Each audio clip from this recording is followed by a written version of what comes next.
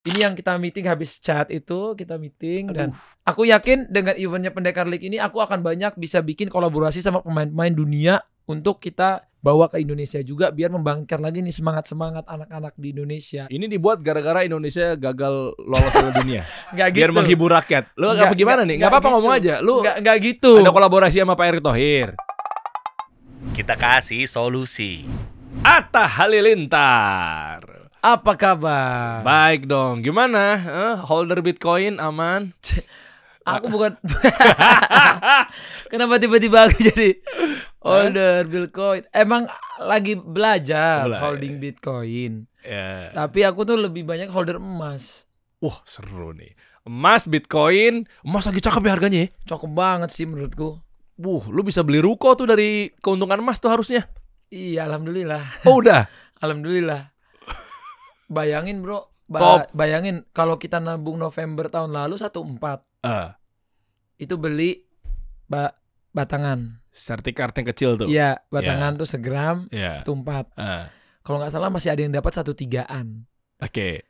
Itu kalau ini kita hitungnya November tahun lalu ya. Kita nggak ngitung emas yang dibeli 3 tahun lalu, 4 tahun lalu. Ini baru yang November kalau nggak salah ya. Ini koreksi kalau gua salah. 1,3-an, 1,4 gitu ya. Sekarang emas batangan ini aja orang mau beli di angka 3 juta. Bro, gue beli dia 3 juta. 3 juta tuh orang rebutan loh bro. Hah, 3 juta? Mas Antam ya. Ih, lo kan sempat 2,2750 kan? Tapi per hari ini aja kalau yang online udah 2,6, 2,7. Tapi kalau emasnya Antam jadi 3 juta. Karena value, karena dia tahu bakal bener-bener akan naik terus. Bener. Dahsyat. Kemarin aku lihat di online ada orang bilang dicari emas Antam 100 gram dia mau beli 300 jutaan lebih, padahal waktu itu belinya cuma 140. Ini saya mau beli di angka 300-an sekian. Aku bilang, wih kok segila ini naiknya gitu. Tapi kalau harga kita di bank gitu-gitu memang udah naiknya tetap drastis 2,6. Sekarang nih kemarin 2,6. 2,6 ya. Coba kita lihat. Kita lihat portonya kali. Enggak, bukan portonya dong. Lihat ininya aja, lihat harganya hari ini ya. Boleh. Sambil nunggu, lu berarti lebih banyak di Bitcoin apa emas? Terus terang emas ya, karena aku ini kan udah punya anak ya bro ya. Udah punya anak 2 gitu. Jadi asetnya nggak mau yang resiko-resiko banget. Oh iya. 2,7 loh hari ini. Harga beli 2,7, harga 24,50. Harga belinya 2,7 sekarang. Wow. Bro, berarti lihat 24 berapa hari yang lalu? Seminggu ada? Iya. 2,2 itu seminggu. Enggak, 2,2 lebih, malah semingguan lebih kemarin lah. Ya cepet itu bro. Dari 22 ke 27. Dahsyat. Lu pakai aplikasi Beyond? Beyond. Beyond by Bank BSI. Syariah Indonesia. Woi. Beyond. Kan ada Oh, iya dong. Syariah. Saya cinta syariah. Iya. Gue kemarin makan sate Padang langganan gue di depan BSI yang di Pondok Indah, ruko DH tuh, depan rumah sakit Pondok Indah itu langganan gue. Gue sebisa mungkin kalau pulang kantor, kalau jam-jamnya gue lapar, gue mampir situ tuh, arah balik. Mobil BSI-nya kan tahu yang hobi fan atau apa gitu, gede banget. Gue makan kaget. Wih, gue pikir Atta nyamperin gue ikut makan samping gue sate Padang gerobakan. Sama Aurel enggak. Gede banget di mobilnya. Gokil. Deal-dealannya berapa tuh? Alhamdulillah lah, alhamdulillah. Soalnya kan sesuai sama hati aku juga emas. Tapi kan emasnya ini baru launching dia kan. Sebelumnya aku nabungnya tuh kebanyakan batangan. Iya. Jadi sekarang ada emas digital aku terbantu banget. Jadi bisa kapan aja, nggak harus beli digital dulu ini. Sorry, harus beli batangan dulu, cari dulu, ngumpulinnya ribet lah. Sekarang dengan ada emas digital sih kebantu banget. Belinya untung ada Beyond by BSI ya, belinya di situ emas digitalnya. Bener. Even aku tuh punya karyawan. Dia nabung dari setiap gajinya aja 1 juta sebulan beli emas. 1 juta. Dia udah nabung di 2-3 tahun terakhir kerja sama aku tuh beliin emas. Oke. Gitu. Jadi kan biasanya tabungannya kan kalau misalnya 3 tahun kan 12 juta kali berapa? Iya. Kali 3. Boleh. Berapa tuh? 12 kali 24, 3, 36 juta. 36 juta. Sekarang 36-nya itu harganya udah di atas 100-an. Maksudnya dia daripada duitnya diem doang, dia cuma beliin emas doang 1 juta. Itu untuk yang nabung 1 juta. Ada orang nabungnya 5 juta. Ada tim finance gue yang nabungnya 10 juta per bulan untuk beliin emas. Jadi dia bilang, wah, dia sampai bisa beli kos-kosan di dekat rumahnya terus disewain gara-gara emas, bro. Waduh. Ya, ini bukannya karena kan aku ini bukan advice apa ya? Ini disclaimer. Financial advice. Disclaimer ini bukan financial advice karena aku kan bukan advisor financial nih. Oke. Aku cuma ceritain pengalaman aku dan tim-tim aku. Aku tuh suka belajar aja sih, ada emas, ada investasi di bisnis, ada investasi di misalnya tanah ataupun investasi di koin digital. Coba dari 100% portofolio lu, boleh tahu nggak? Nggak usah angkanya, nggak usah asetnya berapa nominalnya, tapi ke portofolionya biar teman-teman. Lagi-lagi bukan financial advice ya. Bukan financial bukan. Tapi gue mau tahu gaya lu untuk ini kan channel podcast kasih solusi kan memang channel ekonomi mikro lah, investasi tipis-tipis lah. Okay. Lu paling banyak berapa? Dari yang paling kecil dulu deh. Properti ya. Properti lumayan. Oke. Terus naik ke atasnya? Aku cash malah yang kurang. Aku cash tuh nggak terlalu percaya cash aku. Maksudnya aku lebih kalau ketika ada cash ya sesuai yang dibutuhkan aja ataupun cash flow di perusahaan aja tuh cashnya. Oke. Tapi kalau pribadi aku lebih ke emas, gold. Ya beberapa ada nyoba lah beberapa instrumen investasi lain. Tapi aku lebih banyaknya di emas. Berapa persen emas? Porto? 70? 60? Mungkin ya hampir setengahnya emas lah. 50%? Bisa dibilang emas ya aku. Gede juga ya, 50% termasuk gede loh. Sisanya? Iya emas. Ya gabung-gabung tuh ada. Oke. Paling kecil? Bitcoin berapa Bitcoin? Koin aku kecil-kecilan aja sih. Kecil lu karena berapa? kecil-kecilan aja.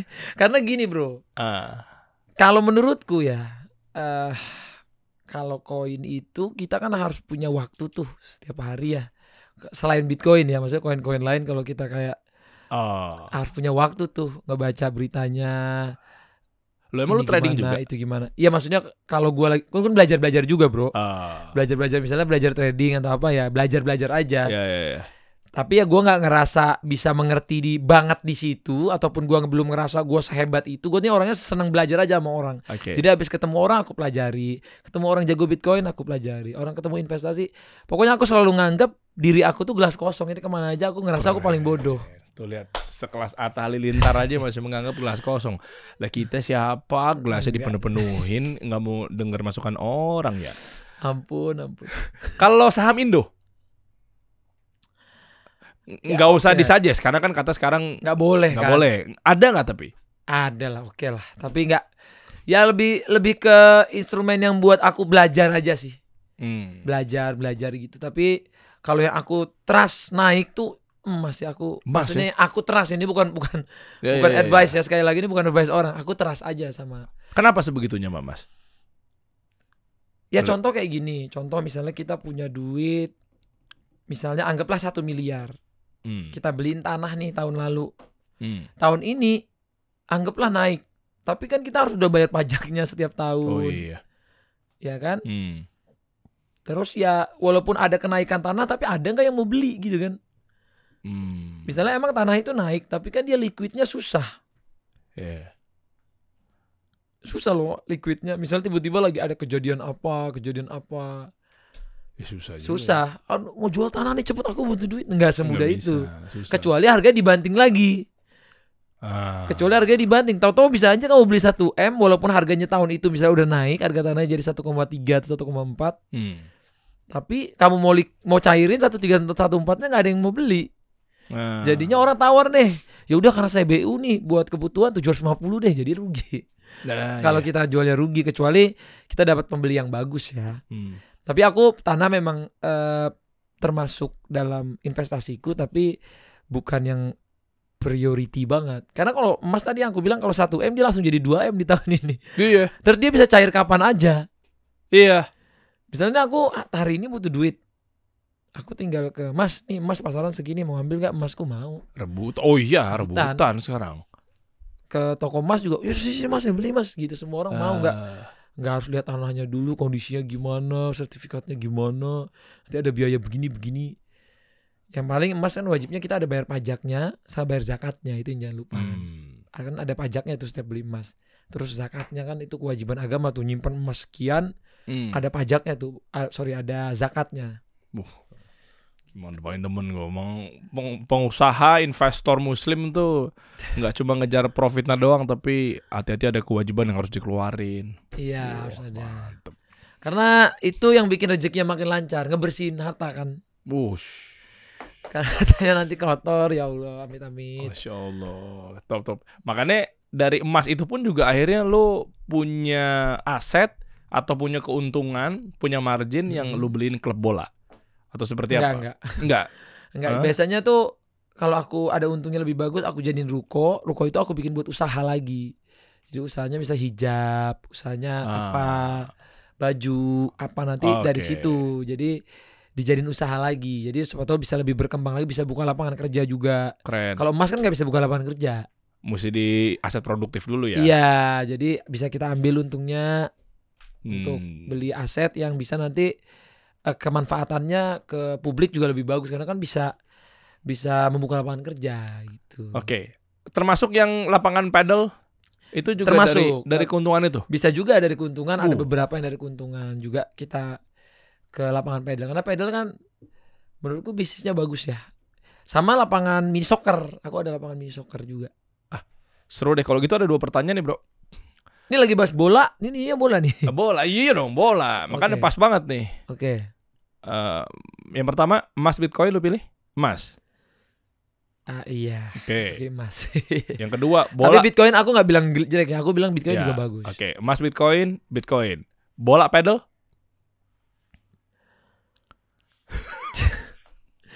Berat.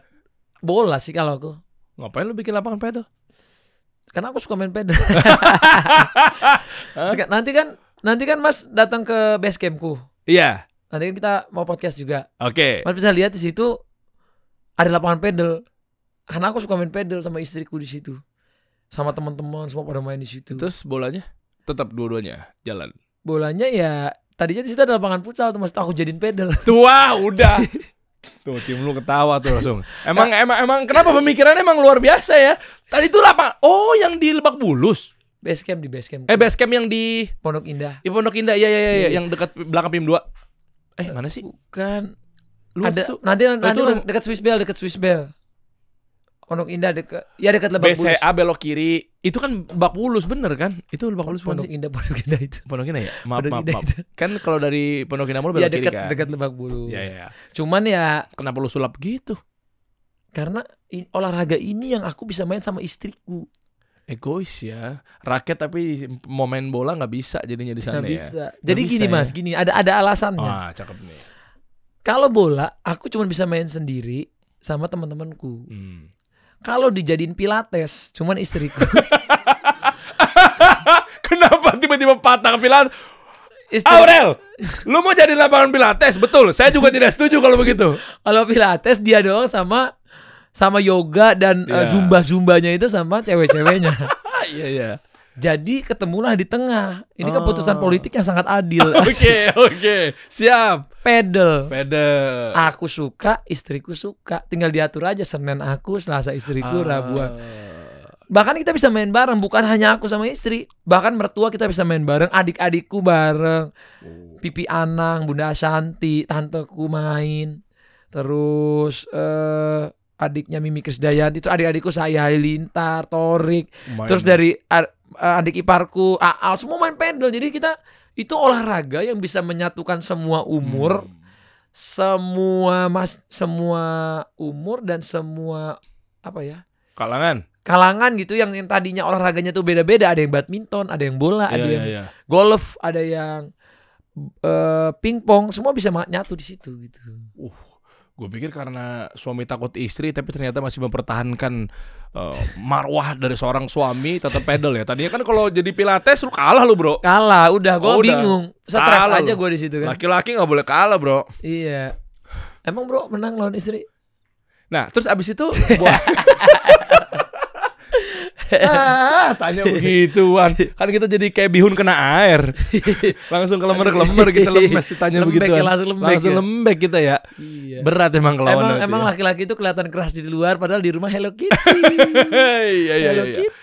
Berarti pedal jadi akhirnya menggantikan lapangan bola. Nah, menggantikan. Tapi tetap bisnisku, aku ada beberapa lapangan mini soccer tuh tetap jalan di luar yang nggak di base campku. Maksudnya tetap punya pasar sendiri. Karena menurutku bola ini kalau dari bisnis lapangan ini adalah long term bisnis. Bola itu long term karena kita tahu sejarahnya bola tuh kayak apa sampai hari ini. Kalau kita bisnis lapangan bola ya kita hampir nggak bisa nemuin lah orang nggak main bola gitu. Oh iya. Pasti main bola. Selama Madrid masih main, Barca main, MU main, timnas kita main, Liverpool, semua klub di dunia ini masih main. Kita habis nonton aja, pengen main gitu. Oke, apalagi MU kemarin sempat menang ya.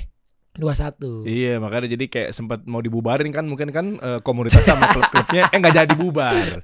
Emang bro apa MU? Saya mah Indonesia banget bro. Alah. Biasanya orang yang bilang saya Indonesia banget tuh timnya habis dikalahin tuh, atau timnya lagi nggak baik-baik aja. Gue mah pendekar United bro. Gila kalau bener tuh ya. Kita main aman di Liverpool aja, kita main aman ya. Yang kalah ya. Boleh kita fokus lagi ya? Loh, kalau lapangan padel lu sewain juga? Kalau isinya keluarga semua berarti lu nggak lu cariin cuan dong nanti di situ? Ya mungkin kalau keluarga ya paling dia bayar operasional aja lah. Oh bayar tetep operasional. Tapi kalau mainnya sama aku gratis. Oh gitu. Ngincarnya berarti sama lu doang berarti nanti. Iya biar bang main biar gratis. Biar gratis. Tapi kalau lapangan pedal di luar kan aku bikin lapangan, kalau semuanya gratis nanti bayar kajiannya gajian karyawan pakai apa? Iya. Kan di OB-nya ada lampunya. Jadi ya itu tetap ada ekosistem. Kan ada juga misalnya beberapa lapanganku yang lain kan ada investornya juga. Bukan cuman aku doang. Ya mereka juga harus untung dong. Masa semua lapangan pedalku kalian pakai gratis ya? Ya Amsyong juga ya. Amsyong juga. Nanti kan investorku juga punya keluarga, terus semua keluarganya aja main ganti-gantian. Jadi gratis semua lapangannya. Tapi kalau ngomongin bola berarti pilihan atau pertanyaan yang berikutnya adalah pilih Kluivert atau STY. Buru. Nah, dari pedal ke bola, Kluivert ke STY. Lah kan bola kan, karena kita topiknya juga bola. Bener. Patrick Kluivert atau STY. Nanti akan dijawab sama Atta Halilintar di akhir video. Nah, iya. Soalnya suara lu bisa menggoyangkan market, bro. Suara lu udah sekelas Donald Trump di ekonomi kalau di perbolaan. Loh, buktinya lu dipercaya loh. Satu dunia. Lu tahu gak sih bro, sini gua kasih tau deh kalau edukasi tentang bola lu masih cetek nih, gua kasih tau bro. Jadi di dunia itu ada 7 lawan 7 bro. Oh ini update bro. Juga ya. Update gue. Jadi 7 lawan 7. Jadi lu harus buat liga begitu bro. Gini bro, Lamine Yamal punya, Ronaldo punya. Ini Ronaldo, Neymar. Nah, itu Lewandowski, Kakak. Jadi Polandia tuh kan nunjuk Lewandowski. Ini gua ajarin ya, bentar ya. Jadi Polandia nunjuk Lewandowski, Portugal nunjuk Ronaldo, Brazil nunjuk Neymar. Indonesia karena bingung nih mencari siapa ya kira-kira ya. Kayaknya kurang kayaknya mungkin atlet kita ya. Akhirnya Atta Halilintar lo makar itu semua ya. Enggak gitu dong. Kenapa lu ya? Nggak tahu, aku juga di chat sama Pique-nya, Gerard Pique. Serius lu chat langsung bro? Chat langsung. Jadi pertama gini, malam-malam aku di chat. Ini cuma di sini aku bocorin ya. Pique back kan? Ya. Nomor 3 kan? Salah dong. Ya bener dong. Bukan, maksudnya gini ceritanya gini. Coba. Jadi pertama yang nge-DM aku tuh Carles Puyol. Wow. Jadi Puyol nge-DM aku nih, ini aku kasih lihat ya. Ini pertama kali lu bongkar nih. Hello, how are you? Enggak AI ini pasti. Enggak AI. Coba sini, coba lihat. Gue geser-geser. Hello, how are you? Gerak dong. Ini isi DM-nya nih. Iya. Terus dia bilang, hello, how are you? Hello Cap, how are you? Mana sih? Oh iya, oke. Hello, how are you? Aku bilang, ya hello Cap, how are you? Terus tiba-tiba dia bilang, my friend Gerard Pique want to chat you. This weekend Gerard Pique is going to Jakarta and he wanted to contact you. Serius lo? Iya, gini. Aku sebagai fans Madrid aja aku sangat respect sama legend Barcelona ini. Hey. Oh iya, let's go bro, I'm ready, lu bilang begitu. Iya, akhirnya Pique langsung DMA. Ternyata Pique udah beberapa hari DM aku belum namanya kan masuknya ke request. Iya. Jadi belum lihat. Bukan sombong. Bukan sombong, Bro. Pique dicuekin kayak fans lu aja. Bukan sombong. Pique gila men. Pique lu acuhkan. Bukan kayak gitu bahasanya. Pique udah ngechat cuman belum masuk ke general message-nya aku. Di request kan? Di request. Jadi di sini aku dikasih lah WA-nya Jared Pique sama Puyol. Oke, ini WA-nya kita screenshot, kita munculin. Jangan. Jangan dong. Gue mau munculin tadinya. Tapi Puyol udah aku ajak ke Indonesia juga nanti. Jadi ini kalau bro klik, coba diklik yang collaboration itu yang others, coba klik yang others ini. ya. Nah ini liga kita bro, Pendekar League. Oh ada Raffi, ada Dava Ada Arik. semua nih kita ajak coba turun lagi. Jadi banyak nih figur-figur nih liga IP baru kita yang kita bikin. Nanti akan menyatukan puluhan artis, puluhan community yang suka 7 versus 7, terus puluhan legend sepak bola Indonesia. Wah keren. Jadi ini event akan jalan 15-16 November ini. Oh jadi udah ini dunia? Di Indonesia, tapi kita pilih nanti akan main di Brazil pada Januari melawan perwakilan dari timnya Lamine Yamal, Neymar gitu-gitu. Aguero, Lewandowski. Nah ini yang kita meeting habis chat itu, kita meeting. Dan ya lihat bro kan Carles Puyol udah tepuk tangan kan di situ. Iya benar. Aku bukan cerita bohongan, ini bukan AI ya, lihat ya, lihat di situ ya. Iya. Oh iya benar. Iya, dan movement ini kita disukai juga sama Ronaldo 9. Ronaldo Nazario. Yoi. Dan dia support juga event kita ini. Dan aku yakin dengan eventnya Pendekar League ini aku akan banyak bisa bikin kolaborasi sama pemain-pemain dunia untuk kita bawa ke Indonesia juga biar membangkitkan lagi nih semangat-semangat anak-anak di Indonesia. Keren. Dari jalur 7 versus 7 mini soccer. Ini dibuat gara-gara Indonesia gagal lolos ke dunia. Gak biar gitu. menghibur rakyat. Lu apa gimana nih? Gak apa-apa gitu. ngomong aja. Lu gak gitu. Ada kolaborasi sama Pak Erick Thohir. Gak gitu buat maksudnya. meredam isu masyarakat. Gak gitu maksudnya. Gimana sih gak maksudnya? gitu. Gimana sih maksudnya? Ini kan dia yang ngechat saya bro. Bukan aku. Gak ada. Tapi emang kebetulan pas kita itu lagi kualifikasi Piala Dunia yang terakhir. Bro tahu kan yang Indonesia yang sampai jam 4 subuh kita nonton? Iya tahu. Indonesia lawan Saudi. Saudi deh tuh. Irak. Indonesia lawan Irak. Itu kita juga lagi pengumuman pengocokan World Cup 7 vs 7 dari Kings League.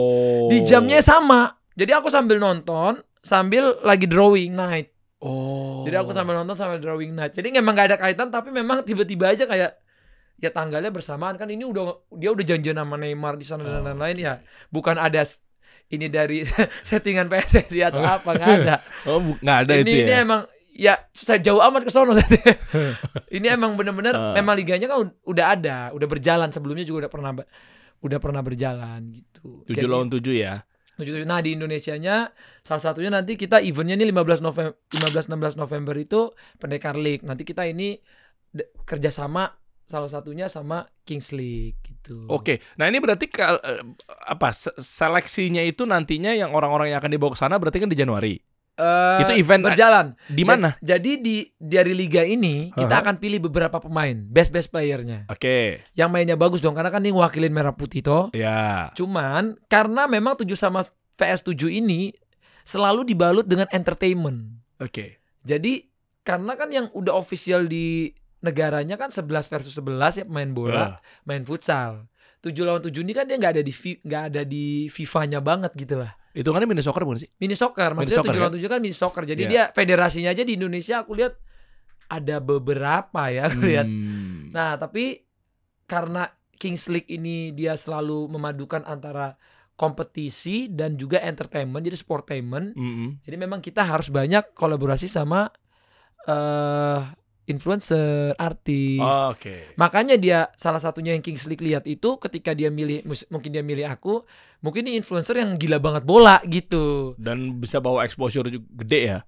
Ya semoga. Ya kan pasti ke situ tujuannya. Amin. Ya jadi memang dia harus bawa engagement terus suka bola gitu-gitu. Aku juga yang di Indonesia aku bring up some name-nya kayak ya selain Arafi yang pernah punya tim bola juga, ada Barok, ada Mas Hazard, ada Arbani, ada banyak lah nanti anak-anak yang memang benar-benar suka main bola. Ada Antonio Blanco, ada dari Shakir juga yang mungkin Ustadz kenal kan, ngajinya bagus. Iya, Shakir Daulay tahu. Ada Bertrand Peto. Bertrand ini walaupun kelihatan suaranya aja nih yang bagus, para main bola juga bagus. Oh, jago ya? Jago, kaki kiri lagi. Wih. Jadi menurutku ini eventnya akan legit dan ya Indonesia ini harus ada sih kayak gini biar kita bisa mencari bakatnya dari berbagai bidang gitu. Oke, dan ini berarti inisiasinya adalah Puyol tadi atau Ronaldo 9 atau kalau ini siapa sih sebenarnya? Di bawah FIFA nggak sih? Enggak kan? Nggak di bawah FIFA. Loh, tapi nanti akan ada PSSI gitu.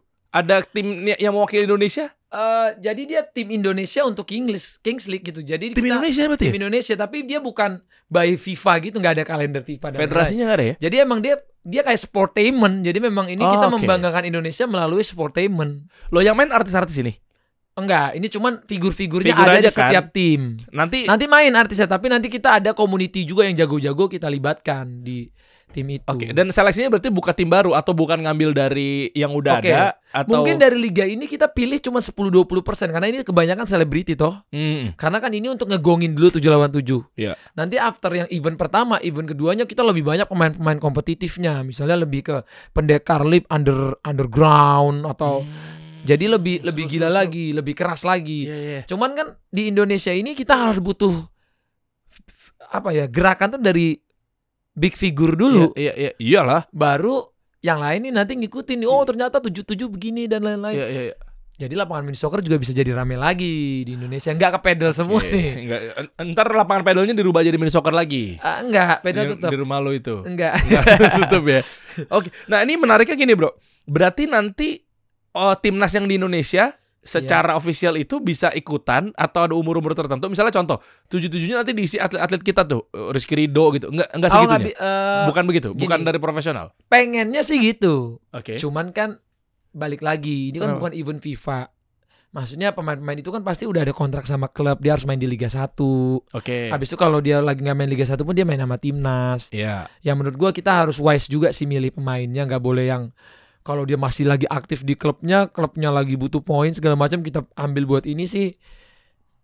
Ya ini kan nggak ada di kalender FIFA. Ini tapi kan, boleh. Ya boleh. Boleh aja kan sebenarnya kan. Boleh. Peraturan dari Puyol apa segala macam bebas lah, lu bikin tim aja pokoknya gitu. Iya bebas. Kan Lamine Yamal juga dia bawa pemain sendiri. Neymar dia bawa pemain sendiri. Cuman ya kita at least harus jago lah karena kan ini event viewersnya kan ratusan juta gitu. Kita aja yang Pendekar League ini yang di Indonesia target kita 50 sampai 150 juta penonton all platform untuk first seasonnya. Apalagi mereka yang di dunia. Mereka pasti targetnya kan gede. Jadi kita nih ngomongin gimana orang di luar juga ngelihat Merah Putih itu bisa ada di event-event berkelas. Keren. Gitu. Jadi nanti akan nama klubnya Pendekar Nama liganya Pendekar League. Pendekar League. Pendekar League. Tapi nama timnya nanti yang berangkat tim Indonesia. Tim Indonesia Tim Indonesia. Kita nggak pakai pendekarnya, kita pakai tim Indonesia. Oke. Nah ini untuk seleksi di sini saya mengajak mungkin buat teman-teman ikut meramaikan. Nih kan exposure gede banget nih. Mungkin ada brand-brand yang mau support kita nggak pernah tahu loh. Ini kan nih gue colek-colekin aja bro ya. Boleh. Banyak dong di sini katanya bisa dicolek. Banyak dong. Kita kan dekat sama brand-brand banyak. Orang media tuh. Jadi, apa aku kirim kompronya ya ke Mas ya biar bisa. Kenapa gue jadi AE lo gue jualan ya? Iya. Gue jadi AE ya ketok pintu. Nggak apa-apa juga. Maksudnya ini bisa support nih kayak begini-begini. Karena kan mereka pasti kan tanda kutip butuh exposure juga kan. Ketemu di tengah lah bro. Atau travel bro juga kalau mau masuk juga bisa juga. Iya. Slotnya katanya gratis ya untuk travel. Kan kita membantu jamaah untuk beribadah di tanah suci kan. Oh berarti dia bantuin tiket pesawat juga berarti ya? Salah gue. Salah. Aduh, ngadalin yang suka ngadalin kita jadinya ya. Susah juga ya. Wah keren nih. Kita tunggu nanti. Berarti berapa orang yang udah mendaftar? Lu susah banget pasti nyarinya tuh. Enggak, kalau sekarang sih pendaftaran tuh udah banyak banget. Jadi udah kita itu kayak gini. Kalau ada community yang mau ikut, ya memang kita belum bisa ngambil dari seluruh Indonesia. Tapi beberapa kita pilih dari mereka ini bikin video di IG-nya atau di YouTube-nya atau di TikTok-nya. Cuma nanti mereka kasih captionnya aku misalnya kayak kayak gue pengen main di Pendekar League gitu. Baru alasannya apa. Nah kita udah ada scouting beberapa orang sih dari video itu. Karena kan kita harus butuh juga dia ini dari permainannya tuh gimana, bagus, entertainmentnya gimana, terus permainannya ya oke lah buat di sportainment gitu. Ada nggak contohnya? Kan siapa tahu kan oke lah, misalnya lu sekarang udah nggak nampung nih, tapi kan bisa jadi mungkin ada orang-orang yang baru submit. Kalau gitu. baru submit masih bisa. Kelihatan nggak? Contohnya gimana sih yang pada ada hashtag tertentu? Nah ini contoh, ini coba diklik. Nah ini bisa next kanan. Nah ini dia orang bisa ngirim-ngirimin pas skill-skill dia main. Tuh dia kayak gimana sih mainnya? Ini Indonesia nih. Ini Rico Zulkarnain, dia keturunan Indonesia tapi dari dia aja mau ikut dari jauh dari Wales. Wow. Tapi keturunan Indonesia. Tetangganya Gareth Bale jangan-jangan. Nah next ini ada Iqbal Hamzah tuh dari mana-mana, next lagi. Jadi banyak sih udah community. Jadi sebenarnya kita bring up community. Jadi semuanya nih ngerasa ini rame nih sekarang. Jadinya semua orang, wah yuk aku mau ikut gitu. Jadi semua orang ngerasa, gue punya peluang nih walaupun mungkin di mana belum bisa, di sini belum bisa. Iya. Jadi kita sebenarnya menyediakan peluang juga sih untuk banyak pecinta olahraga. Mini soccer ini kan cukup gede ya. Iya. Karena lebih banyak lapangan mini soccer sekarang daripada lapangan besar futsal yang di istilahnya gini ya. Kalau futsalnya dihitung lapangan sekolah ya banyakkan lapangan sekolah. Tapi kalau misalnya lapangan futsal yang benar-benar diinvestasi sama nggak pakai pemerintah, nggak pakai sekolah ya cuman mini soccer. Mini soccer ya? Mini soccer. Jadi urutannya sebenarnya kalau agak teknis nih biar gua nggak lupa. Jadi kan lapangan 11 lawan 11 oke lah. Bola. Kalau futsal tuh 5 lawan 5. Ya berarti kan mini soccer lebih gede sedikit ya kalau 7 lawan 7. Dan rulesnya itu pergabungan bola sama futsal. Jadi bola sama futsal ini kalau nikah jadinya minsok. Jadi minsok. Jadi dia ketemu di tengah. Dia nggak ada offside sama kayak futsal. Dan sepatunya poolnya kan dia lebih agak lancip-lancip dikit ya. Iya, dia tuh nggak bisa pakai sepatu bola. Bisa pakai sepatu bola, cuman ya sayang bisa ankle. Kalau aku sih nggak bisa ya karena cepet ankle tuh karena dia rumputnya kan pendek agak kayak futsal. Aku lebih cocok antara pakai sepatu futsal ataupun sepatu minsok yang bawahnya kayak karet. Iya. Sepatu turf. Oke. Itu. Wih, seru banget. Hadiahnya berapa? Nanti pas sudah di dunia. Sama pikirnya belum dikasih tahu ya. Hah, serius? Iya, sama pikirnya belum dikasih tahu hadiahnya. Tapi ya kita mau ikut ke dunia ini kita nggak mikirin duitnya ya. Keren. Maksudnya aku nggak pikir aku bawa tim ke sana aku harus dibayar berapa ini bro. Dengan aku bisa ngebawa tim Indonesia ke sana aja aku udah bangga sih.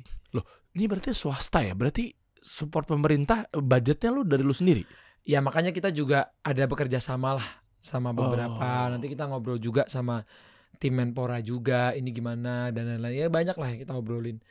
Karena kan ini istilahnya kita bawa merah putih juga dan pikirnya juga udah ada ngobrol juga kok sama ya elemen-elemen olahraga di Indonesia yang mungkin dia belum boleh ngasih tahu gitu. Oh, udah resmi juga berarti ya. Berarti nanti jersinya pilihannya itu dari elu atau dari bareng-bareng semuanya juga bukan aku sendiri. Setiap liga ini udah ada punya sponsor utamanya ya. Kayak misalnya kalau Kings itu kalau nggak salah Adidas. Kalau ini apa beda-beda tuh setiap liga gitu. Nanti atau desain barain aja kali ya bisa ngedesain. Enggak, apa lu udah punya desain sendiri? Kalau gue sih bakal bisa bikin kayak gitu. Tapi kalau yang nanti maju ke Indonesianya ke sana itu kita harus tanya karena kan dia udah punya rules-nya ya. Oh iya. Jadi kita harus bareng-bareng sama mereka sih menentukannya. Baju juga sama home away gitu ya? Iya home away ada third juga kalau sama. Oke. Tapi menarik ya di bola kayak begini kan bisa dibilang naikin industri ekonomi ya. Nah, kalau tanggapan lo yang kemarin kita gagal lolos Piala Dunia, itu kan ekonomi goyang juga tuh. Apa seperti apa menurut lo? Kalau gue sih ngelihatnya gini ya, bola ini walaupun kita belum masuk Pildun pun pasarnya tetap gede banget. Dari zaman kapan emang kita kan belum pernah masuk nih Piala Dunia. Iya. Jadi menurutku gagal atau enggak, yang pasti kalau berhasil pasti meningkatkan omset jauh lebih tinggi. Iya. Tapi kalau misalnya memang kita belum rezekinya ke sana, tetap menurutku pasar bola di Indonesia masih gede sih. Nanti kan kita bakal main di Piala Asia, belum lagi Piala AFF dan lain-lain. Terus ada Piala Dunia yang underage juga. Menurutku kita nih Indonesia ini beda kalau untuk urusan merah putih, bola, timnas kita paling gila. Orang di dunia manapun bro, itu semua Iya. ngakuin. Aku sampai ngomong sama pemain bola manapun, kalau saya ke Indonesia ini the best atmosphere. Even Ricardinho itu pemain terbaik nomor 1 yang waktu itu main di klubku.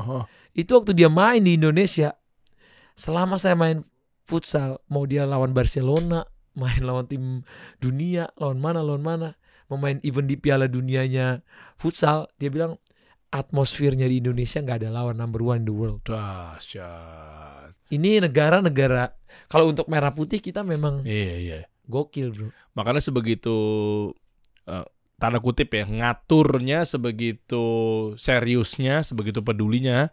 Pelatih aja pun juga sama rakyat Indonesia tuh benar-benar diperhatiin banget ya. Benar, semuanya. Iya, bukan ngatur dalam arti apa ya? Maksudnya rakyat bisa tahu bahwa ini kenapa ya Patrick Kluivert ya? Kenapa ya STY ya? Kenapa begini? Kenapa gini? Patrick out. Kan pada begitu-begitu kemarin kan narasinya kan. Iya. Dan berarti lu pribadi adalah yang lu masih utang sama gue, lu setuju Patrick Kluivert tuh keluar? Kalau aku sih setuju ya kalau keluar. Wah. Karena ya nggak sesuai target dan juga ya performa kita juga kemarin ya aku sampai nonton timnas tuh sampai berkaca-kaca gitu loh. Maksudnya ini tuh harapan aku dari SD lihat timnas tuh main di Piala Dunia gitu kan. Kita cuma tinggal beberapa step gitu. Cuman ya itu yang terjadi. Oke. Aku ya di waktu sambil nonton juga terbanyak merenung, bengong. Kalau habis nonton timnas tuh sehari 2 hari kemudian tuh kalau menang mood kita tuh langsung 100-200%. Tapi kalau kalah bad moodnya itu seharian tuh ke bawah pas lagi kerja, kepikiran gitu. Soalnya memang aku tuh dari zaman dulu gitu ya, dari zaman Boa Salosa gitu udah pengen timnas masuk gitu.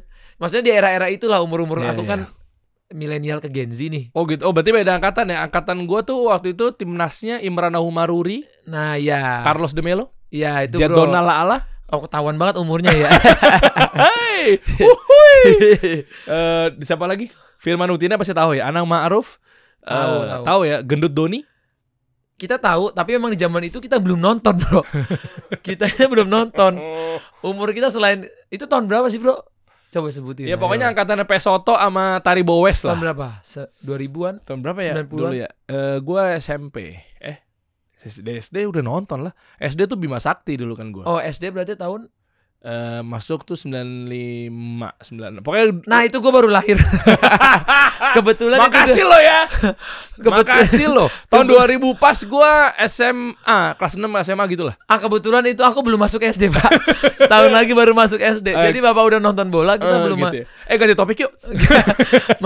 Maksudnya kebetulan jadi waktu bapak angkatan sebutin gitu. Aku tahu namanya gara-gara aku sekarang misalnya suka ngekilas balik lah sepak bola, jadi tahu namanya. Tapi kalau ditanya nontonnya gimana pertandingannya dulu ya terus terang itu umur saya baru 4 tahun baru ya. 4 tahun ya. Pas bapak masuk SMA itu saya baru 4 tahun. Oh ya maaf. Tadi baru saya mau lanjutin lagi. Kebanggaan yang berikutnya adalah saya punggung-punggungan rumahnya tetanggaan sama Alexander Saununu. Enggak tahu ya. Oke, makasih. Lanjut. Ya tahu dari ceritanya, tapi kalau nggak setahu aku nonton Boa Salosa, Eli Aiboy, Hamka Hamzah, itu yang Nova, iya maksudnya di tahun itu ya umur kita baru ya kelas 4-5 SD lah. Pokoknya kelas 4 SD, 5 SD itu kita nonton timnasnya kan udah wah menggebu-gebu dulu, kita keliping-keliping koran gitu kan. Kita tempelin di kamar, timnas kita terserah lah mau hasilnya apa. Dulu tuh sampai mau masuk final AFF aja tuh kita bisa nangis bro. Yang 2010 tuh kita AFF. Oh iya, itu gue nonton tuh di kita juara 2 kan? Juara 2. Iya kan? Malaysia kan? Iya, itu kan ada Gendut Doni kan? Bukan ya? Bukan Bapak. Apa? Firman Utina. Sorry. Irfan Bakdim. Iya. Enggak, gue nonton juga di lapangan, tapi bukan yang itu. Ada Jadon Ala itu. Hah? Bukan ya? Gue nonton pas tahun berapa waktu itu ya? Di lapangan bro. Tahun berapa? Ya dulu lah. Soalnya dari tahun deh aku baru tahu. Kalau tahunnya dulu lah pokoknya lah. Ya kan Kurniawan Yulianto gitu kan. Apalagi dulu itu kalau kayak di Carrefour gitu ya kan ada TV tuh banyak yang jualan TV. Ya kan kita dulu nyari begituan kan buat nonton timnasnya. Iya. Kan dulu belum ya gimana ya. Nyari tuh orang lagi jualan TV di mana berdiri semua rame tuh sampai puluhan orang. Iya. Seru gitu maksudnya pada zaman itu ya nonton zaman timnas. itu emang ya kemarin dikit lagi ya Qadarullah kita kepleset. Tapi prediksi lu kapan masuk ya Piala Dunia? Dengan STI balik lagi kan lu kan pasti STI banget kemarin berdoanya kan. Ayo dong balik lagi gitu kan. Kalau nggak mau jawab? Iya. Gua kan gimana kan? Ya bukan gitu ya. Maksudnya kita nggak pernah tahu keputusan apa yang dilakuin di dalam. Tapi memang kita nggak bisa dipungkiri Pak STY memang salah satu coach terbaik yang ada di timnas Indonesia. Tapi memang kita kan nggak tahu apa yang terjadi di dalam tuh aku nggak tahu. Jadi kadang aku kalau tanya ini bener apa salah, nah gue tuh susah tuh ngomong karena gue nggak tahu yang terjadi di dalam gitu. Gitu. Deal-dealannya gimana gitu ya? Nah nggak tahu deh. Iya makanya mudah-mudahan sekarang udah ada perubahan sehingga target ke 5 tahun lagi ya. Bisa nggak sih kita 5 tahun lagi? Makanya waktu 5 tahun lagi sih menurutku semoga bisa ya, semoga banget. Waduh. Karena bro. Apa yang lu lihat apa? Untuk ngejar 5 tahun lu sebagai pemain bola, sebagai mewakili Indonesia di Kings League. Ya bener kan? Maksudnya apa kira-kira harus diapain? Nih kita seru-seruan aja, nggak usah serius-serius banget. Harus diapain? Pemainnya kah? Pelatihnya kah? Apakah kita harus panggil siapa misalnya? Ya mungkin kayak gini ya kalau aku lihat. Ini aku ngomongnya dari futsal ya. Karena aku kan ikut ngurusin timnas futsalnya yang di futsal. Siap, Wakatum. Wakil ketua umum. Aku kan nggak bisa ngomong yang di sana kan aku nggak lebih ke supporter. Penggila bola timnas Indonesia. Nah tapi kalau aku lihat dari futsal kan apa ya? Kalau di futsal ini kan alhamdulillah kemarin kita udah dapat piala AFF. Kita di setiap juara-juara juga. Setiap di kejuaraan kita itu sangat punya langkah yang sangat disegani sama tim-tim lain. Bahkan kemarin Belanda lawan Indonesia pas di sini kita menang 5-1 bro. Kalau misalnya di bola mungkin kita lawan Belanda ya. Abis. Ya nggak tahu ya. Bola lapangan besar kan? Lapangan besar berat gitu kan. Berat. Di Johnny Reynolds di tengah, terus di depannya ada siapa ya sekarang Depay. Backnya ya? Van Dijk, Frank de Boer, Ronald de Boer, Van Bronckhorst sekalian. Van Bronckhorst. Kita jauh banget ya generasinya. Van Basten ya, Frank Rijkaard ya zaman itu ya bro. Iya benar. Frank Rijkaard, Van Basten. Patrick Kluivert itu juga sama. Patrick Kluivert, iya. Iya kan? Ya Patrick Kluivert secara permainan mungkin dia legend ya, tapi kalau secara coach ya belum selegend itu sih. Tapi memang mungkin dia butuh pengalaman lebih. Tapi kalau untuk di futsal, ya langsung ke futsal ya. Biar kamu bahas itu ya. Langsung ke futsal aja. Kalau di futsal, yang aku lihat, jadi tim coach futsal yang sekarang, kenapa? Hector Suto, dia itu udah jadi coach di tim futsal klub di Indonesia juga, Bintang Timur Surabaya. Oke. Jadi dia udah lawan semua pemain futsal, terus dia udah berkutat lama, dia udah bisa reading the game dan lain-lain. Jadi ketika dia mungkin milih pemain di tim futsal jadi lebih baik. Dan sebelumnya coach Suto pun coach-coach kita yang lain juga bagus karena kita ngelihat di futsal ini tuh kita tuh unggul banget lah kalau di Asia Tenggara ini. Gitu. Tapi mohon maaf ya, dengan segala hormat, kenapa gaungnya nggak kedengeran banget dibanding timnas yang bola ya? Nah, ini seru. Ini dia nih. Coba ya.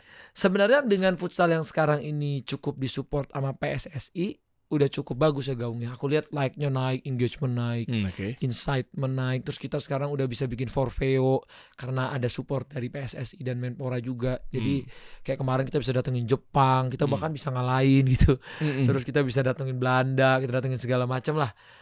Udah ada gaungnya. Tapi memang kan gini ya. Bisa dibilang kalau bola ini tuh kan di luarnya tuh ada Real Madrid, ada Barcelona, ada Manchester United, ada Liverpool. Terus tim-tim lokalnya juga ada Persija, ada Persib, ada Persebaya. Maksudnya bola tuh ya udah kayak gitu, industrinya udah segede itu. Kalau futsal ini karena belum umur olahraganya belum selama bola. Peminatnya aja kan kebanyakan milenial sama Gen Z. Mungkin yang generasi-generasi yang kayak Mas mungkin. Iya, makasih. Belum terlalu nonton ya pada zaman itu ya. Iya betul. Iya, mungkin dulu kan bola doang. Nah, generasi milenial ke Gen Z ini yang baru mulai banyak mengenal futsal. Jadi kita udah lengkap generasi tuh. Jadi mungkin secara bukan hanya di Indonesia tapi di dunianya juga memang futsal harus lebih digaungkan lagi. Bukan salah Indonesianya, karena Indonesia sekarang termasuk 3 negara pendukung futsal terbesar di dunia. Wow, nomor 1? Nomor satunya sih menurutku sekarang Brazil. Brazil ya? Habis itu Spanyol. Oh. Gitu. Karena gini, Pendekar United waktu dia jadi klub, kita followernya nomor 2 di dunia. Nomor 1-nya Barcelona futsal, nomor 2-nya Pendekar United, nomor 3-nya Magnus dari Brazil. Secara jumlah Angkanya dan engagementnya. Karena waktu itu kan datangnya Ricardinho kan. Oh jadi, iya. Jadi kita punya engagement bagus. Aku datengin juga Bayu Saptaji nih timnya dulu. Iya. Dan sekarang nih aku ubah tim ini karena udah punya legacy di nama.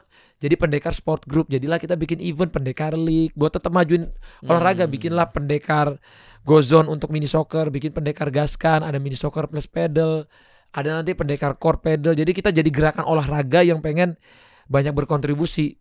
Yang tadinya mungkin kalau di klub kan cuma di klub aja. Mungkin sekarang kita bisa jadi menyentuh banyak hal gitu. Wih. Iya, berarti dikit lagi juga ya harus dipush terus ya futsal kita ya. Harus dipush, tapi gaung, memang kalau Indonesia gede sendiri juga tapi negara luarnya nggak terlalu gede tuh agak berat juga jadinya. Berat ya. Gitu. Jadi futsal ini memang akan besar tapi memang harus semua negara juga bareng-bareng ngegedein futsalnya. Nah itu yang sedang kita semua pasti ngelakuin. Dengan adanya 7 versus 7 juga bagus karena banyak pemain futsal yang ke-expose. Kayak kemarin tuh yang main di final World Cup-nya Kings League itu kan Kolombia lawan Brazil ya kalau nggak salah. Kolombianya itu isinya banyak pemain futsal. Jadi ada legend futsal yang Kolombia kayak Angelot Caro yang nomor 10, dia ngegolin juga. Golnya bagus lagi, ngechip. Itu main futsal gitu. Jadi makin banyak lah instrumennya gitu. Jadi bukan hanya 11-11, 5-5 tapi sekarang ada 7-7 dan lain-lain gitu. Lebih gaungan si mini soccer apa futsal? Secara urutan kan bola paling atas. Nomor 2-nya mini soccer apa futsal? Sebenarnya secara gaungnya sih secara resminya jelas futsal. Ya? Cuman kalau dari follower, viewers dan lain-lain sekarang jadi mini soccer. Kok bisa? Contoh, di Jakarta aja lapangan futsal ini cuma 2 atau 3 doang mas, yang standar internasional. Oh iya? Kita main-main aja. Salah satu kota terbesar loh, salah satu ibu kota terbesar di dunia aja kan Jakarta nih. Kita cuma ada di My Futsal, Tifosi, satu lagi kalau nggak salah Aksan ya. Aksan tuh siapa? Aksan adalah itu ya. Nah cuman itu, sedangkan mini soccer banyak banget. Banyak yang bikin. Karena memang kita mau nyalain, misalnya kita nyalain orangnya, kenapa kalian bikinnya nggak futsal malah mini soccer? Ya karena mini soccer investasinya mungkin satu lapangan kan 1,3 sampai 1,7 M. BP-nya perkiraan 12 sampai 18 bulan. Kalau futsal itu bikinnya karena di atas harus beton begini segala macam. Nah, bikinnya aja udah 3 sampai 5 miliar. BP-nya? Nah, bisa mundur jauh. Jauh karena harga sewanya mini soccer tuh lebih mahal. Bisa jutaan. Futsal tuh kayaknya kalau terlalu mahal kurang laku. Jadi ada kayak kelas-kelasnya gitu ya. Gue baru tahu bahwa mini soccer sama futsal ini ternyata kayak menengah ke bawah sama menengah ke atas gitu. Bisa gitu gak sih? Enggak juga, sama sih dia pasarnya mirip. Sama ya? Jadi pemain mini soccer pasti main futsal, pemain futsal juga main mini soccer. Karena dia berumput, kan rumput juga ya. Orangnya lebih banyak ya? Karena dia tuh bisa kayak dribble futsal yang pakai sol. Lebih berguna kalau di mini soccer. Iya. Dan karena kan dia dari 5 tambah 2 doang 7. Jadi masih nyambung. Aku sebagai pemain futsal, aku kalau ke mini soccer nyambung banget. Ke lapangan bola keliang-keliang, maksudnya nunggu bola lama gitu. Kalau di mini soccer kan aku masih bisa lari, bisa nyari dapat bolanya lebih cepat gitu. Jadi dia lebih mirip dari segi taktik. Dia nggak ada offside juga, jadi kita bisa lihat yang 2 ada begini, ada begitu gitu. Teknis, pantesan Pique ngejar-ngejar ya. Enggak juga karena suka bro. Iya. Contoh kayak pedal, aku bukan ujuk-ujuk tiba-tiba usaha pedal. Aku main pedal dulu bro, beberapa bulan baru bikin. Gitu. Jadi main pedal, aku sekarang main pedal seminggu bisa 5 sampai 7 kali. Ini buat teman-teman ini disewain juga kan ke kawan-kawan kalau mau main pedal ya. Main pedal, kita ada di Pendekar Gaskan di Sunter. Dan kita nanti akan buka di Pejaten. Ada juga. Berapa lapangan? Kalau Pejaten tuh lebih private, 3 lapangan. 3. Kalau yang di Pendekar Gaskan tuh aku sering lihat ditekin sama Ferry Irwandi, Mas Ferry Irwandi suka main di situ. Oh, dia main nge-tag-an juga. aku. Beliau aja main pedal tuh. Iya. Pendekar Construction. Tapi gue nggak main soalnya kalau sama partner atau mungkin satu lapangan yang bukan babolat Lamborghini. Sorry. harus Mas Gabriel dong.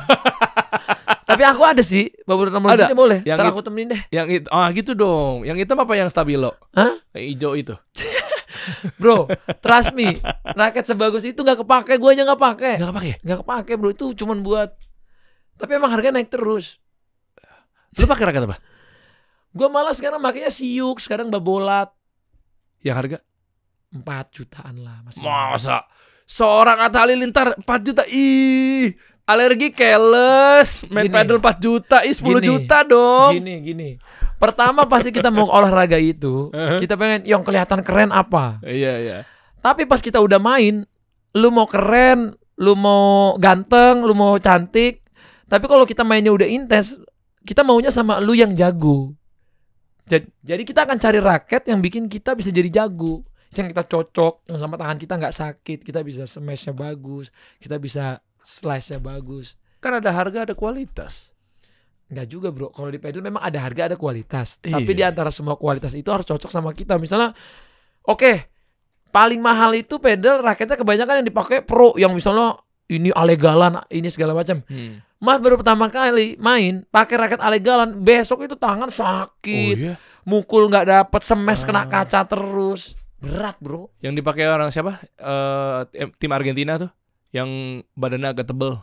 Tolito itu raket apa? Itu jago banget ya kelihatannya ya? Hero nama raketnya, Hero apa gitu. Tapi emang jago. Cuman gini bro, kita nggak bisa samain kita sama dia gitu. Oh iya. Jadi banyak kata orang tuh kesalahan orang main pertama main pedal itu, kesalahan yang terbesarnya adalah langsung beli mana raket yang paling bagus. Gue pengennya begitu tuh, salah tuh ya? Salah. Belilah raket yang bisa kita kuasai dulu. Misalnya yang ada round, tiba-tiba belinya shape-nya udah diamond, udah shape buat attack, tapi kitanya aja belum bisa main. Jadi kayaknya cuma tangannya doang sakit.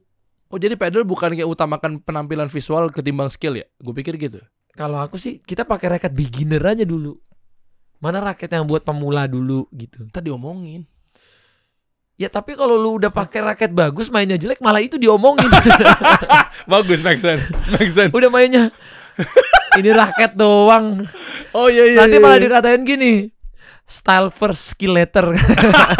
Iya. Itu lebih malu bro. Lebih malu. Dulu awal-awal zaman pedal baru hype, lagi FOMO-FOMOnya, orang semua style. Mana mau mainnya sama komunitasnya yang stylenya keren-keren, yang raketnya keren-keren. Sekarang bro, kita nyari mana komunitas yang jago-jago.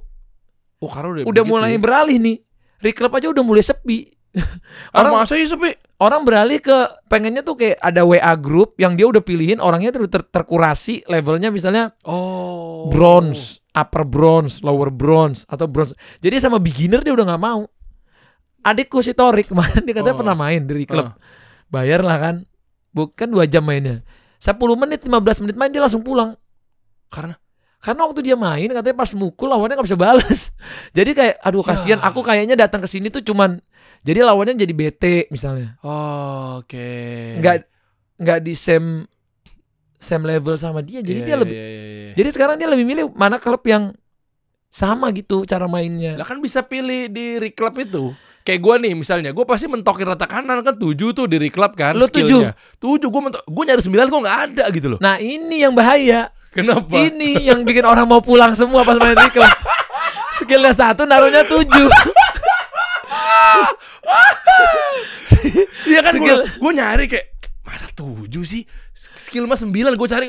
Gue pikir handphone gue apa harus iPhone 17 kali nih. Gue pikir gue cari mentokin ke kanan. Gue 7 langsung. 7 itu udah platinum kelasnya. Itu 7 itu di harapan mereka. Oh ini orang 7 itu smash-nya tuh udah langsung keluar masuk lagi kalau bisa. Iya. Tiba-tiba makanya jadi malas. Makanya orang jadi malas. Karena dia ngeliat ini skillnya di sini misalnya 3 datang 1 gitu. Maksudnya enggak. Skill lu berapa kalau di reclub? Kalau gua sih kita mendingan merendah untuk meroket 2,5 gitu 2. Enggak sesungguhnya skill sesungguhnya. 2,5 lah. Aku nganggepnya aku sekarang menuju upper bronze lah. Upper bronze. Berapa angka?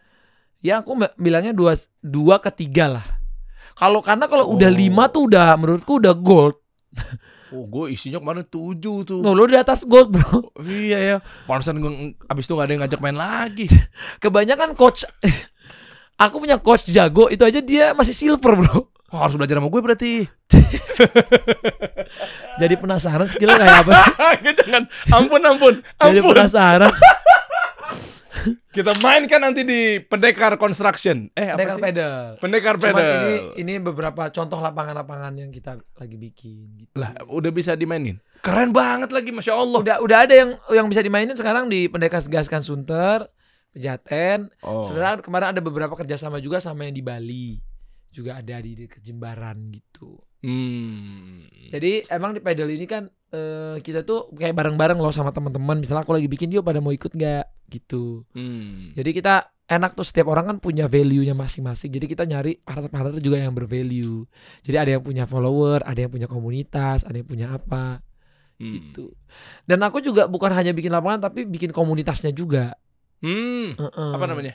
Court Social Club, coba banyak banget ya. Nggak apa-apa. Coba Ini biar teman-teman kan edukasi, jadi bisa main bareng gitu loh.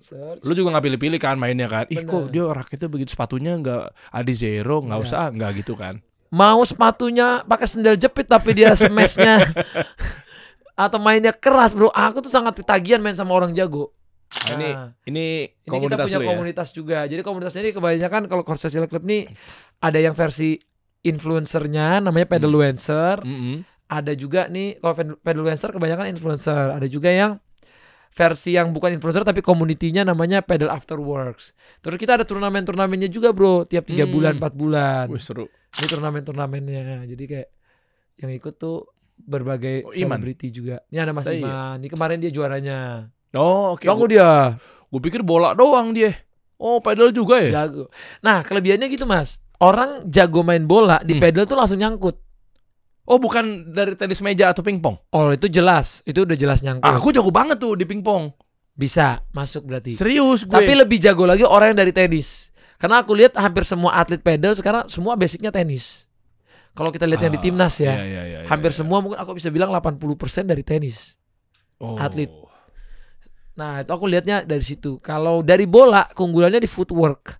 Dan anak-anak bola tuh pada ketagihan kan, kalau kita di luar lihat Zidane udah bikin lapangan pedal court, Cristiano Ronaldo bikin, Andres Iniesta. Bahkan beberapa pemain bola udah jadi pemain pro lagi di pedal kayak Arjen Robben. Tahu nggak bro Arjen Robben? Tahu, Robben Munchen. Nah, enak aja emang gua kesannya Munchen gua angkatan berapa? Dia sekarang udah main di FIP. Udah main di turnamen internasional. FIP apa? Turnamen internasionalnya. Federation International Paddle. Bisa. Kok emang gue beneran nggak tahu emang itu apa sih? Apa itu lah pokoknya. Pokoknya FIP gitu, dia udah main di sana. Gitu. Wow. Jadi dia anak-anak bola nih nyangkut gitu lah di pedal. Bahkan tadinya yang komunitas-komunitas aku main mini soccer tuh hampir semua udah main pedal juga. Oh, bukan musiman ya? Gue pikir ini bakal musiman nih pedal ya. Kemarin aku juga ngobrol gitu sama Gabriel Ray pas podcast. Bro, kenapa bro suka investasi di lapangan pedal? Terus aku juga ngomong, iya karena menurut gua Indonesia ini masih luas banget marketnya.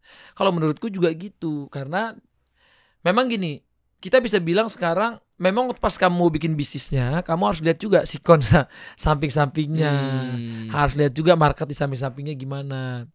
Karena memang kalau dibilang sekarang lapangan mulai banjir, iya mulai banjir lapangan. Tapi kan rakyat kita ini hampir 270 juta. Oh, itulah kenapa Swedia tutup tuh, karena Swedia rakyatnya dikit. Rakyatnya kalau nggak salah itu 10 juta. Oh, itu makanya. Sedangkan pedalnya mungkin ribuan udah. Kita 1000 aja belum nyampe. Contoh kayak Spanyol 6 juta.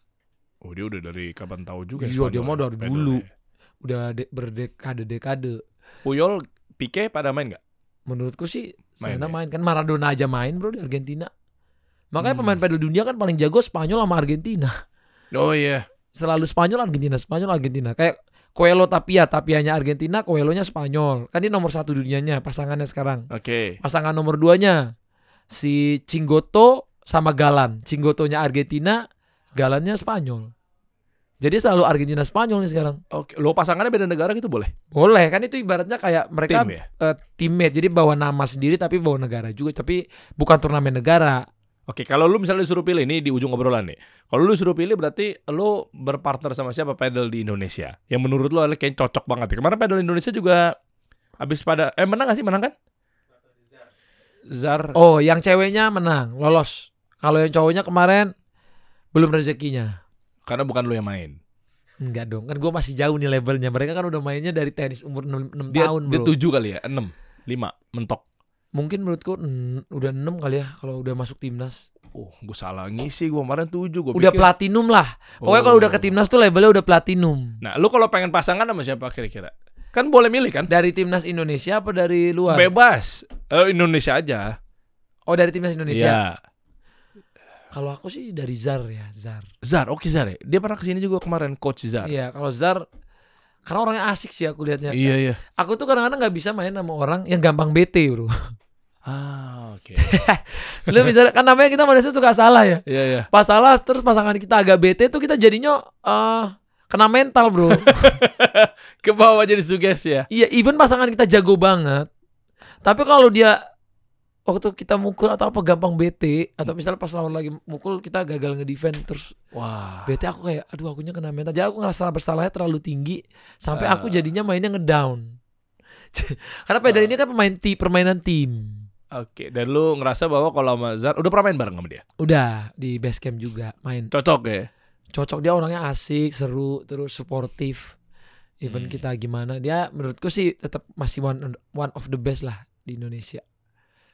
Tapi memang sekarang udah mulai banyak nih gara-gara mulai hype, udah mulai banyak nih lahir Zar-Zar baru, dan harapannya sih kalau bisa jadi Tapia atau Coelho yang baru, karena kan kita kan harus masuk ke sana kan.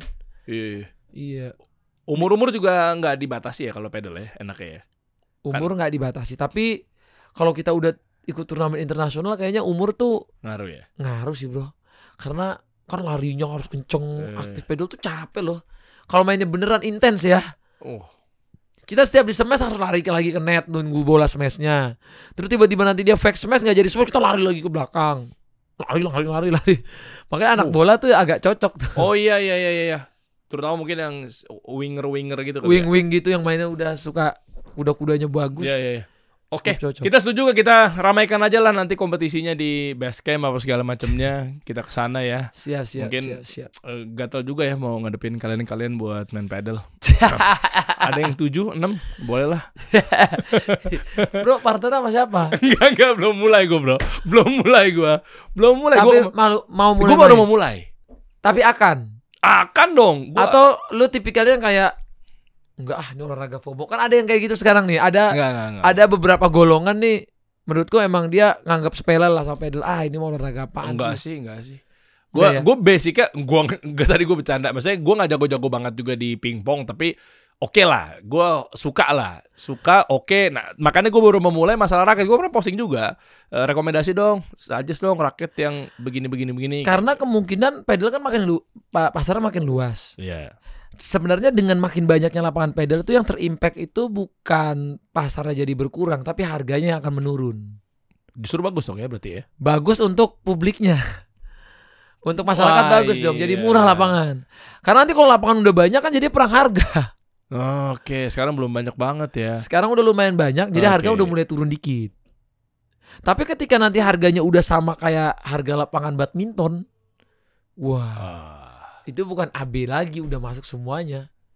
Ya industri tumbuh ya, Cuman pengusahanya jadi BP-nya lebih lama lah.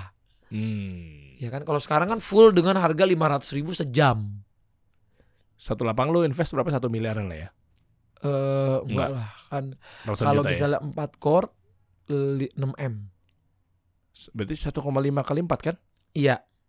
Tergantung fasilitasnya bro. Ada yang memang 1M per core, ada yang 750 juta per core, tergantung fasilitas, tergantung besi IWF-nya berapa, lu penutupnya pakai apa, Alderon apa pakai yang kayak di pedal kartel itu. Terus nanti toiletnya kayak gimana nih, kualitasnya mau kayak hotel bintang 1, bintang 2, bintang 3, bintang 4, bintang 5 kan ada juga. Sekarang tuh pedal ada yang beda-beda. Bergengsi sekali olahraganya. Makanya salah satu lapangan yang tadi aku mau liatin tuh aku kirim tuh ada 2 version. Jadi kita munculin aja di layar. Iya, ini satu lapangannya yang versi mewah. Jadi mewah itu sampai di dalamnya itu ada kolam renangnya. Masa? Ada. Keren. Itu yang aku kirim di WhatsApp tapi. Pokoknya gue doain nanti sukses semua bisnisnya. Amin. Yang ada kolam renangnya dan seterusnya. Pokoknya kita muncul. Yang murah juga ada tadi yang murah. Ada yang murah ya? Yang murah tadi ntar ada gambarnya juga. Ya, kalau yang murah ini mungkin nggak, jadi sewanya misalnya 500 kita jadi 300.000 doang per jam. Oh. Udah mulai murah. Nanti bisa jadi ada yang kita sewa juga 200 ribuan doang per jam. Kenapa jadi ambles begitu harganya? Karena memang kita bikinnya nanti ada by quality kan. Jadi kita pengen juga dong punya atlet-atlet masa depan kan. Wish. Kan kalau punya atlet masa depan kalau semuanya mahal, yang atlet masa depannya nggak bisa latihan. Betul. Dan bagusnya Atta ini kayaknya bener-bener peduli sama rakyat, peduli sama bangsa Indonesia. Jadi kayak nggak perlu balik modal ya, Tak? Enggak balik, harus balik. Enggak, bukan gitu. Bukan gitu. Kata lu peduli sama atlet masa depan. Ya, saya terakhir kayak gitu diomelin sama istri saya. Udah beda ya. Udah ada bini udah beda iya, ya. pas di futsal saya begitu. Ini kita bisa bangun atletnya, sayang. Iya, sayang, kamu juga udah punya anak nih, bikinin masa depan. Kamu buang-buang duit di sana. Tapi kamu bikinin rumah anak dulu ini. Aku bilang ya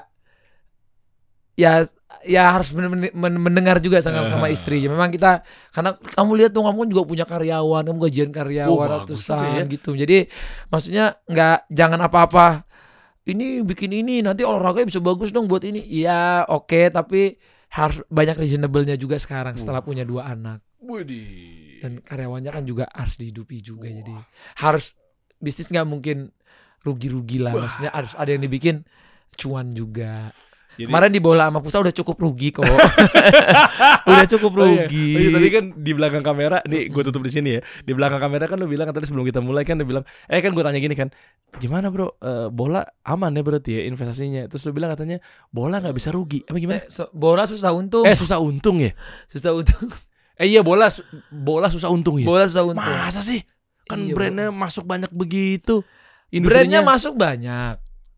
Tapi operasional lebih banyak. Bro, bayangin gaji orang sebanyak itu. Pemain ya? Main. Belum lagi kalau kita misalnya tandang keluar kota, itu pesawat, hotel, makan ratusan juta. Belum nanti terbang dari kota itu kota lain lagi. Sedangkan sponsor ya misalnya contoh pengeluaran sponsor dapat 5M, pengeluaran 10M. Waduh. Tetap aja efisiensi aja. Jadi nanti kalau orang 5 lawan 5 kita 2 lawan 2 ya. 2 lawan 5 di efisiensi. Dari 11 5 jadi 2. Iya, tadinya kan ini ada coach, asisten coach, analitik coach, terus ada emang gak bisa ngerangkap. Perusahaan di efisiensi. Jadi gini ya, coach bisa. Terus dia measure, terus dia visio, terus dia juga jadi ballboy-nya dia nyiapin kitman juga, dia nyiapin baju. Jadi habis ngaturin tangan itu dia lapisin terikat. Nih mas, baju udah siap. Di perusahaan aja bisa double job bro. Kalau di efisiensi kamu megang 3 sekarang jobnya ya. Bola masa? Iya dong. Tapi agak aneh sih bro. Kalau kitman sama coach 1 orang tuh kayaknya. Terus dia sambil mijit juga kalau ada yang cedera. Siap. Thank you Taya. Ya. Thank you bro. Sama-sama bro. Selalu seru. Thank you. Thank you. Kita kasih solusi.